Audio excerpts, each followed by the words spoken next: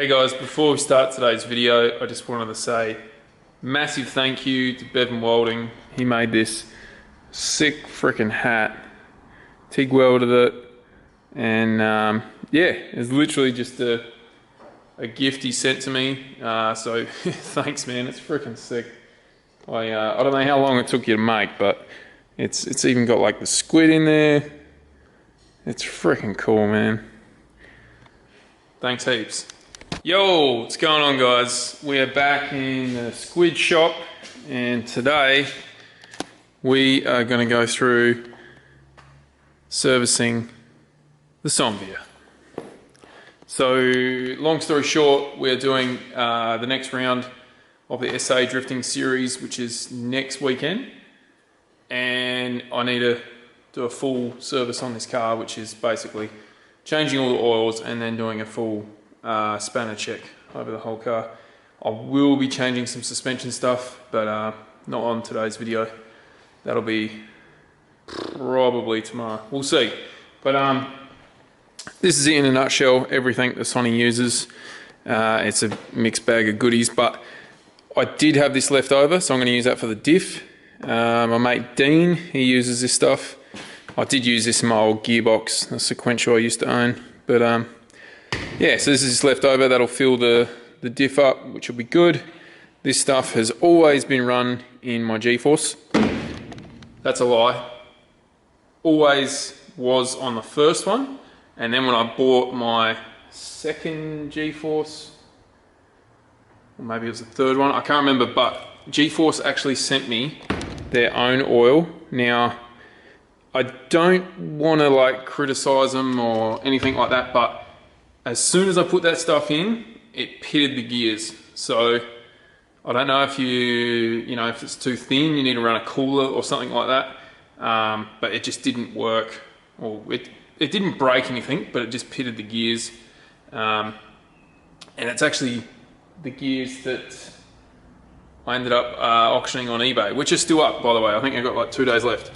And they're at like $100. So if you want some engraved DriftSquid dog rings, they're still on eBay. Yeah, so every other time I've ran this Pro Gear Penrite oil, 8140, and the Beamer's gearbox has been sweet, and the G-Force I've rebuilt now and ran that oil has been perfect. Now onto the oil. This is a weird one. So that's obviously your standard filter. You can get that bloody anywhere. But this oil, Newlon 25W60. The reason why I've got such a thick oil is because this engine is a dead stocker. You guys should remember that. And it is, it never had much compression from the beginning, and it's getting a little bit worse. But this is to combat the oil pressure, sort of high RPM issues that I occasionally have with it. So this stuff, along with a Lewis engine's bigger sump with the trapdoors and everything, yeah, it works a treat. But I don't recommend using that oil in your built 25s or anything. I'm just letting you guys know what I'm using. So actually, the only thing I really recommend here, 100%, is this for your gearbox. The stuff's amazing. And yeah, but the car's working really damn good. And there's something else that I'm going to do to this car, hopefully before the next round. Been talking to the guys at Power Tune, and we have something special coming. So fingers crossed it gets here in time. But no stress if it doesn't. Like they're doing some R&D and stuff now. I can't. We'll just wait. We'll wait. Anyway, let's get cracking. First, we may as well chuck a diff oil in, because yeah, it's still up. But so with the diff, sometimes you can actually get these little things that come with the bottle like into the side, and you can yeah, sort of squeeze it in there. But I just use these pumps. Now they're not the greatest. I think they're like $15 or something, and you can get them from any sort of automotive store. But the spring in them, yeah, this one's probably a bit cactus, but the spring in here sometimes flogs out, and then they're no good. But they're handy. You just chuck that in the fill up point and fill it up until it starts coming out the side, as we will get to right now. Right, first thing you want to do is make sure the bung at the bottom is obviously tight. Now, if you were to change your oil normally, you'd obviously remove that to get the oil out before you put new oil in. Anyway, this is the fill up point. Now, you would have noticed I've got the car jacked up on a really crappy angle.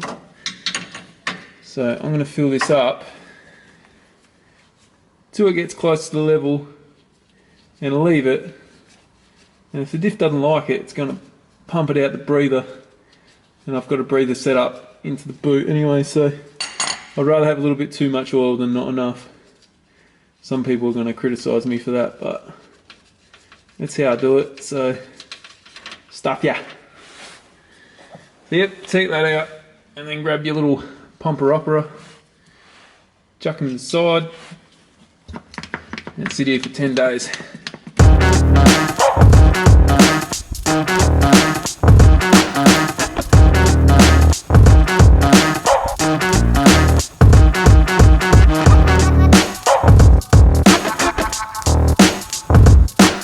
Okay, so I topped up the filler bottle again. Hopefully it only takes about 1.5 litres, but we'll see. I'll be back in a minute.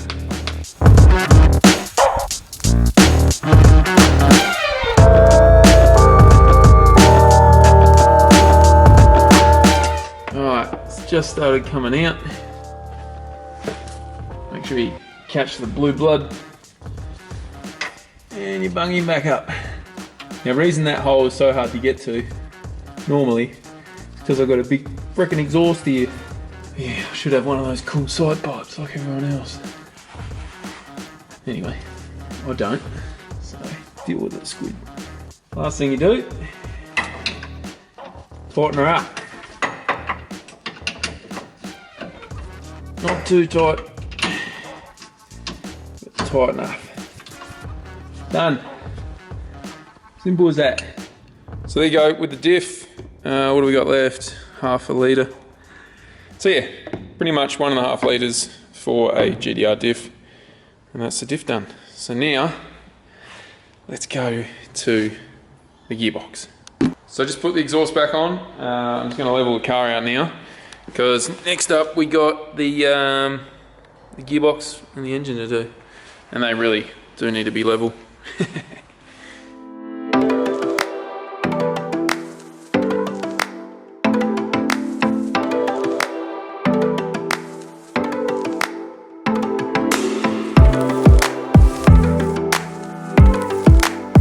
Okay, now that the Sonny is relatively level, I actually make the back a little bit higher, because I don't know if you can see from here, but you can see the gearbox is on a fair bit of an angle. I lift the back up a little bit higher, so yeah, when you fill it back up with that top hole there, that's obviously the fill, and this is the drain.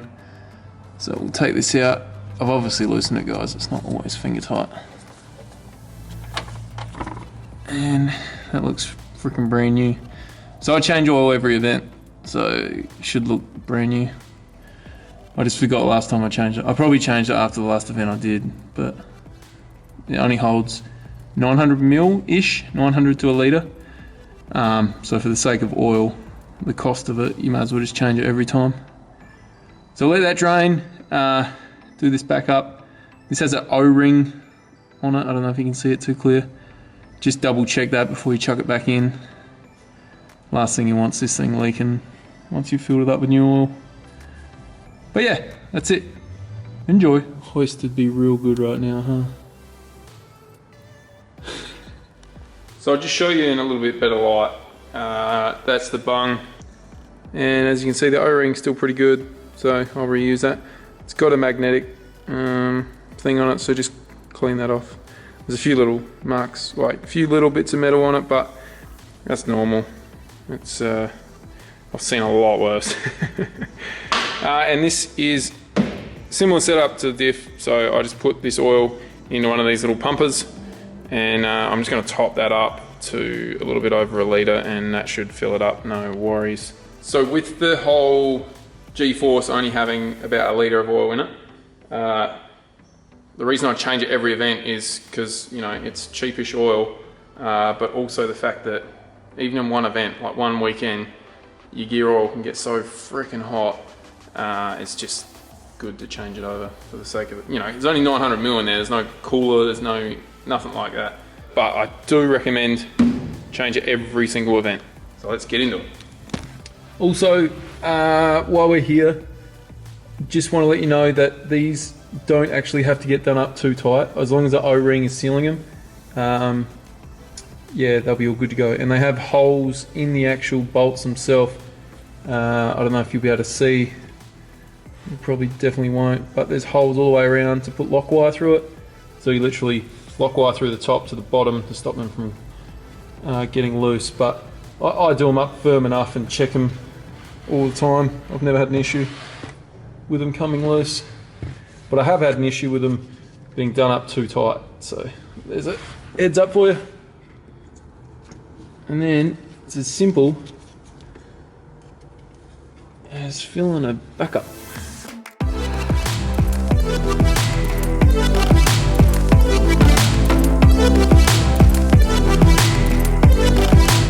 Bloody hell, when is Smoko?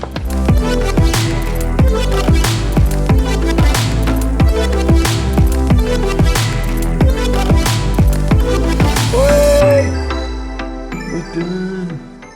Now that's only taken like 900 mil fresh oil in the G-Force gearboxer. Wish it was a Hollinger. Oh, we can dream, right? Alright, cool. So now the gearbox is done. That's how much I ended up using. So we've got 200 mil left from, you know, it was probably 1.1. So yeah, 900 mil it took. And then I tried to get a little bit more in, but didn't want me to. So now we're on the engine oil. I always make the easiest one the last. Like, I don't really have to get on the ground for this one, like I do to get the sump plug out, but this one's very easy. So I have the oil filter up here. Very simple to get that off. And I have a special little tool if it's too tight. Obviously did it up a little bit too much. Like, you shouldn't be able to really crack it with your hand, but shouldn't be far off. In saying that, don't when you put your new one on, don't just do it finger tight. Yeah, I shouldn't say anything. Just do it up tight, all right?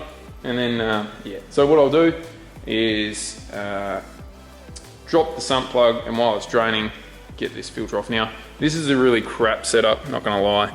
It should be upside down, because every time I crack this, oil goes everywhere. So first I'll crack it, let some air get in there and drain it through, and then hope that it won't go everywhere like it always does, but we'll see. I haven't changed oil in this new shed, so might not look this good for a bit.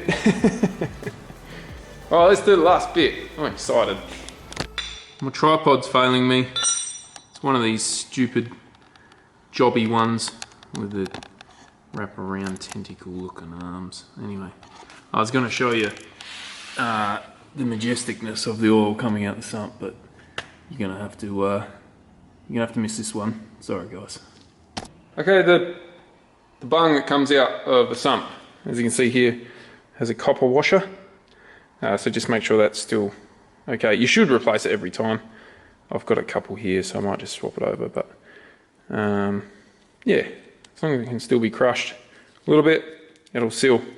And this is the little tool that gets the oil filter off, and I'll explain right now. Ratchet into the end, and then, come on Jake, do it one-handed. Do it. Get on there. Oh my God. And then you just do the old lefty loosey. Oh my god, it's really hard one-handed. Come on, man, Jesus, you're making this look silly. Alright, and then you simply just give it a little bit, and it will crack it for you. If you go real hard, it'll crush it. It doesn't really matter, you're throwing this in the bin, but I just want to loosen that a little bit. Let that drain out, hopefully. It doesn't always work. Like, honestly, there's still going to be some oil in there that drops out and makes a mess. But while it's draining at the bottom, because it's so thick, you should really run your engine, get the oil warm and then drain it. That's probably the pro way of doing it. Once it's finished draining at the bottom, put your plug back in, and realistically you can start filling it back up. Because, you know, the oil's not going to get back up here, is it? And then just swap your filter over. So yeah, and before you put the filter on, I'm going to give you a semi-pro tip. I have to hold you now, guys, because my tripod's busted. I should just use my 3-footed monster. Right, it comes with a nice little plastic cover so you don't get any debris in there. Crack that open. And then you have a nice little rubber seal. So you want to get that bugger out. Most people just slap this filter straight on. Not most people. Some people know what to do. But yeah, just lack a bit of oil the whole way around it. Not just the top and the bottom, even the sides. And then put it back in. I'll show you. Okay, so the easiest way to do this is get, you know, a full bottle of oil, because you've already got it. Give it a shake. Make sure the freaking cap's on there, guys. Otherwise the oil will go everywhere. And now, you'll have oil in the cap here. So what you need to do, stick your finger in there. You have enough oil to coat around the whole seal.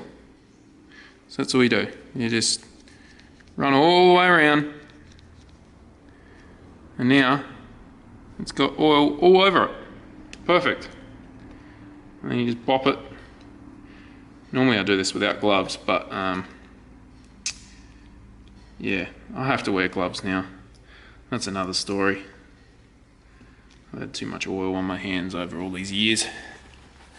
Anyway, I'm not going to cry to you about that. So that's it. And now your oil filter is prepped, ready to put on. Done. Very simple.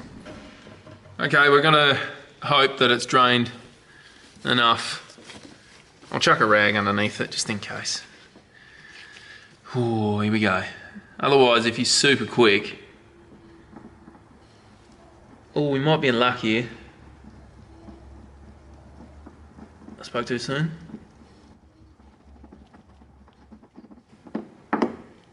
Ooh, look at that. I didn't spill any. Everyone's going, oh, it's milky, it's milky, look out. The reason it's bloody milky, you know, E85, let's bloody hope so. Now, I'm just going to get rid of the debris around the outside. You know, I'm a bit of a fuss ass. Look at that. Loves it. And then you just slip that sucker straight back on. I must admit, those K&N filters, they must drain better or something. Because every time I pull this damn Ryco off, it goes everywhere. So there's another tip for you. Use K&N filters, not Ryco. Sorry, Ryco. I'll use your filters. I've put the bung in at the bottom. There's still a little bit coming out, but it doesn't matter. Not for me. I change this all the time, so the oil's not that bad. If anyone's wondering, the reason it's a little bit milky is because of the 85 and this thing's been sitting for so long. I did start it up this morning, make sure the diff was all good. And yeah, so that's pretty much the reason why. So, fill it up now. This thing takes about 5.5 to 6 litres. And this bit is really freaking simple. All you have to do is just get it in that hole. Real easy, huh?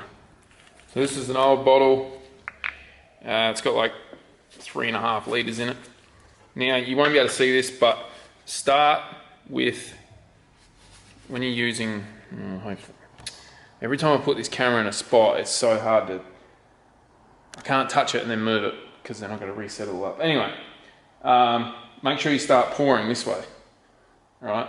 It makes life so much easier. You see people pouring like that all the time, the air can't get out, and it sits there glugging and crap goes everywhere.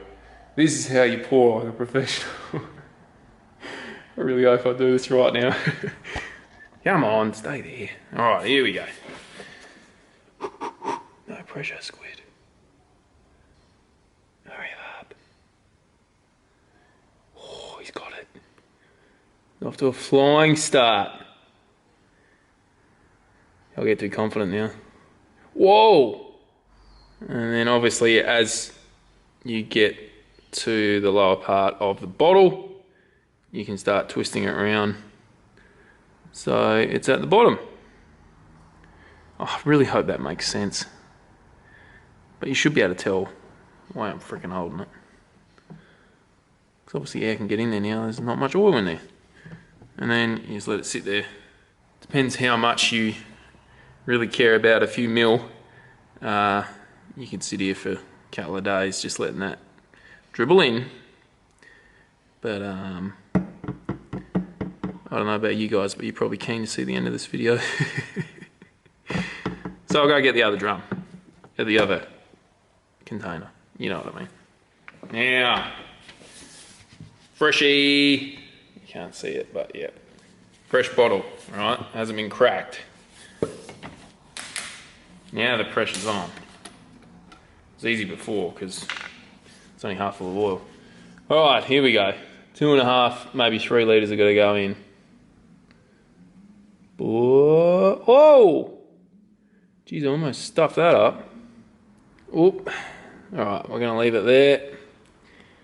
And we'll check the dipstick. See how much oil we have in the engine. Now, despite what all your friends told you in high school, you don't fill it up till you can see it coming out here. Bloody fools. You got a bloody dipstick. Now, it's just down here, underneath the throttle body, basically. I'd move the camera, but then it's going to be too hard to move back. So I'll just stick the dipstick in front of your face. Now, keep in mind that this oil is super thick. It's going to take a couple of days to get down there. Is that focusing? Long story short, it's only just touching the end. So let's chuck another 1.5 litres in. I think you guys are sick of staring at the oil filling hole. Anyway, dipstick's down here, for anyone that doesn't know. And yeah, best thing is to obviously get it to the fill mark, run it, because then it's going to fill the filter up. And that takes a few 100 mil. And then you have to check the level again and put some more oil in the engine. So that's pretty much done, just waiting for that to settle. And then we'll start the engine.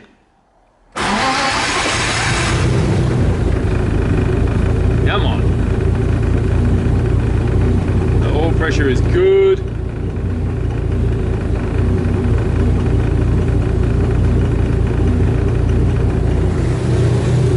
Just let it run for a little bit. And now we just wait for the oil to settle a bit. Check the dipstick. So before you do anything else and think that you're finished, we're just going to check the catch can now, because it fills up with like an alcohol style liquid. I don't know what it is. I think it's just pure alcohol from the fuel. But that's why you should never have a catch can that returns back to the sump with the 85 fuel, like if you're running the 85 fuel. I'll show you.